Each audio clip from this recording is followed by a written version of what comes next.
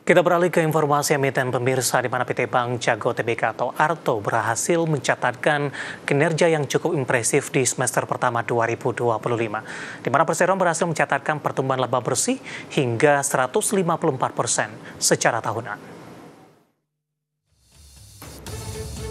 Dikutip dari Keterbukaan Informasi Bursa Efek Indonesia, PT Bank Jago Tbk atau Arto berhasil membuka laba bersih setelah pajak sebesar 127 miliar rupiah di semester 1 2025.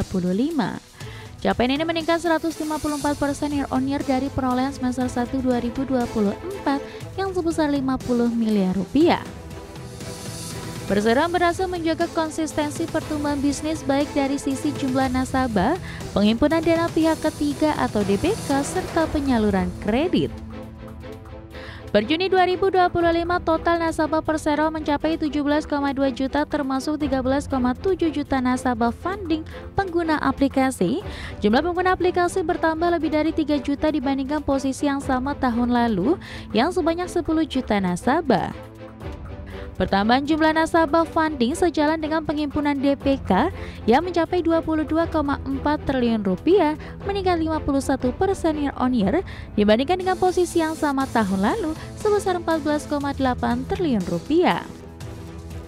Dari sisi pembiayaan, Perseroan berhasil membuka kredit 21,4 triliun rupiah, tumbuh 37% dibandingkan dengan posisi akhir Juni 2024 di 15,7 triliun rupiah.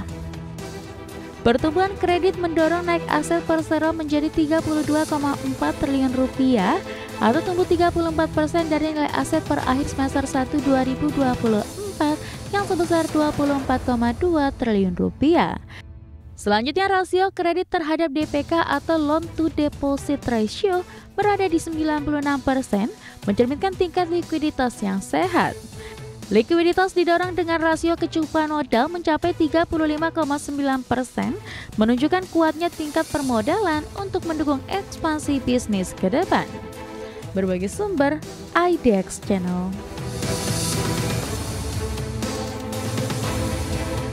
Dan pemirsa, secara teknikal di 2 hari perdagangan terakhir saham Arto sudah mengalami penguatan yang cukup signifikan, terutama di perdagangan di Kamis. Pemirsa, 24 Juli Arto sudah mengalami kenaikan signifikan, sudah price in mungkin, di mana pada hari ini penguatan lebih ke arah terbatas dan lebih cenderung bergerak flat.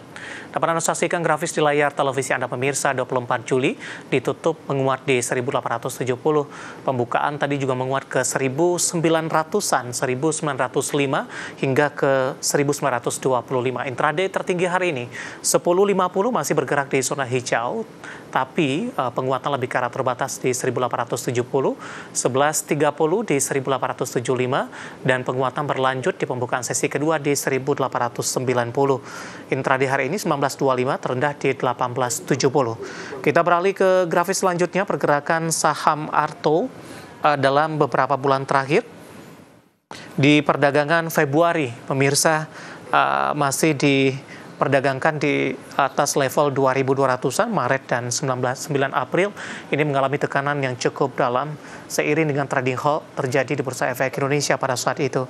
19 Mei kembali ke atas 2.000-an, Juni dan Juli lebih cenderung tertekan dan belum mampu secara teknikal untuk balik ke level 2.000-an.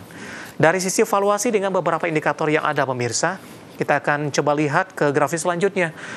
Price to earning ratio-nya di 102.27 kali, PSR-nya di 7.24 kali, PBV-nya di 3.00 kali, dan PCFR di 33.36 kali. Ya, kombinasi secara fundamental, teknikal, dan juga dari sisi valuasi, dan semoga bisa menjadi salah satu referensi untuk Anda.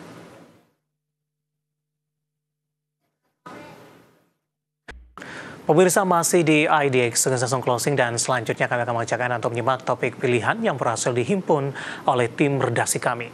Di mana emiten konstruksi BUMN Karya kompak mencatatkan penurunan kinerja keuangan di semester pertama tahun 2025. Di tengah kinerja tersebut, holding operasional Badan Pengelola Investasi atau BPI Danantara Indonesia, yakni PT Danantara Asset Management Persero, akan melanjutkan merger BUMN Karya pada semester kedua di tahun 2025. Berdasarkan laporan keuangan masing-masing perusahaan, tekanan paling besar masih dirasakan Waskita Karya atau WSKT yang membukukan rugi bersih sebesar 2,14 triliun rupiah. Sepanjang periode Januari hingga Juni 2025 turun 55,61% year on year. Wijaya Karya atau Wika mencatat rugi bersih 1,66 triliun rupiah di semester 1 2025, turun 22,25% year on year. Sementara laba bersih PT PP turun 55,61% year on year menjadi 65,25 miliar rupiah. Sedangkan Adi laba bersih sebesar 7,54 miliar rupiah atau turun 45,23% year on year. Penurunan laba tiap emiten dipicu melemahnya kinerja pendapatan pada semester 1 tahun 2025.